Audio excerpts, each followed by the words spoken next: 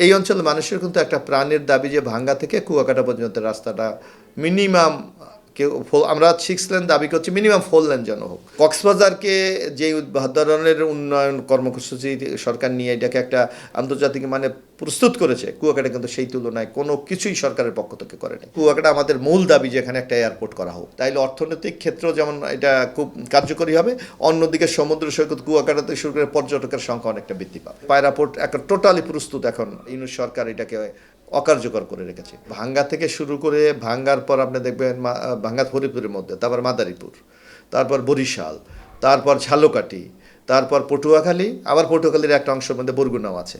সুতরাং ওই অঞ্চলের মানুষের তারপর যদি আপনি একটু দক্ষিণ দিকে যান, দক্ষিণ পশ্চিমে, সেখানে ঝালকাঠি, পিরোজপুর, খুলনা, এই অঞ্চলের মানুষের কিন্তু একটা প্রাণের দাবি যে ভাঙ্গা থেকে কুয়াকাটা পর্যন্ত রাস্তাটা মিনিমাম আমরা 6 লেন দাবি করছি, মিনিমাম 4 লেন যেন হোক।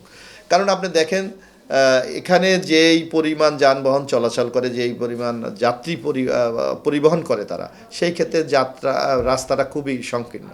এক্ষেত্রে প্রতিনিয়ত দুর্ঘটনা ঘটছে। সুতরাং আমাদের মূল দাবি এই রাস্তাটাকে অনিয়ত বিলম্বে 6 লেন উন্নতি করা হোক। পাশাপাশি যেমন আমি যে নির্বাচনী এলাকা, জানেন আপনি, বাংলাদেশের জাতীয় কিছু গুরুত্বপূর্ণ স্থাপনা আমার ওখানে আছে। আপনি দেখবেন বাংলাদেশের 2টা সমুদ্র সৈকত, একটা কক্সবাজার, একটা কুয়াকাটা কিন্তু আমার ওখানে।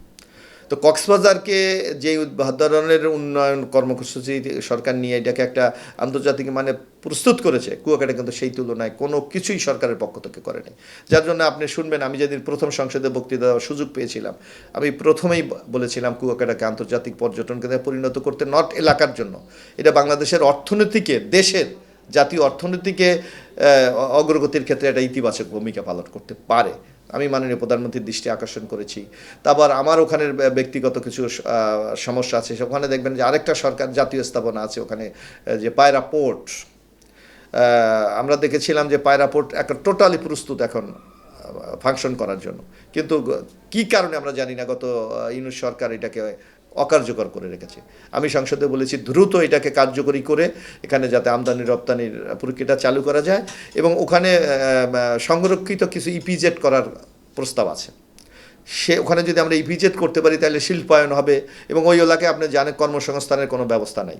মানুষ শুধু মাছ ধরা এবং ধান চাষের উপর নির্ভর করে, কৃষিকাজের উপর। তা আমরা বলেছি ওখানে যদি শিল্পায়ন করা যায় তাহলে অনেক কর্মসংস্থান তৈরি হবে, যেটা একদিকে যেমন আপনার বেকারদের কর্মসংস্থান হবে, অন্যদিকে অর্থনীতির একটা খুব ইতিবাচক গতি পাবে। তো এটা সরকারের কাছে আমরা আবেদন জানিয়েছি। আশা করি সরকার উদ্যোগ নিলে ওই এলাকার মধ্যে অর্থনৈতিক একটা ব্যাপক প্রাণ চাঞ্চল্য তৈরি হবে। আপনি দেখেন কক্সবাজার এয়ারপোর্টকে সরকার আন্তর্জাতিক মানের এয়ারপোর্টে পরিণত করেছে, অথচ কুয়াকাটা আমাদের মূল দাবি যে এখানে একটা এয়ারপোর্ট করা হোক। যদি ওখানে এখন বরিশাল একটা এয়ারপোর্ট আছে, আপনি দেখেন বরিশাল থেকে কুয়াকাটার দূরত্ব অনেক, এবং অনেকগুলি ব্রিজ টিরিজ পার হয়ে যেতে হয়, এবং এই কুয়াকাটা এখন বরিশালের বিমানবন্দরটি অনেকটা অকার্যকর। কারণ এখান থেকে ঢাকা এয়ারপোর্টে যেতে লাগে 2 ঘন্টা, বরিশাল এয়ারপোর্ট থেকে আবার শহরে আসতে লাগে আরও 1 ঘন্টা, 3 ঘন্টা, বিমানে 4 ঘন্টা চলে যায়, আর 3 ঘন্টার মধ্যে এখন সড়ক পথে বরিশাল চলে যাওয়া যায়। সুতরাং এখন যদি আরেকটা এয়ারপোর্ট আপনার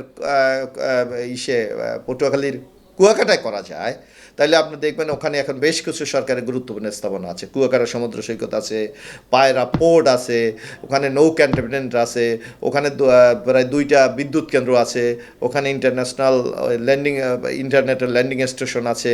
আবার পটুয়াখালী শহর ওখান থেকে মাত্র 40 কিলোমিটার, সেখানে আবার একটা ক্যান্টনমেন্ট আছে। সুতরাং সামগ্রিকভাবে আমরা মনে করি যদি ওই অঞ্চলে একটা নতুন এয়ারপোর্ট করা যায় তাইলে অর্থনৈতিক ক্ষেত্রেও যেমন এটা খুব কার্যকরী হবে, অন্যদিকে সমুদ্র সৈকত কুয়াকাটাতে শুরু করে পর্যটকের সংখ্যা অনেকটা বৃদ্ধি পাবে।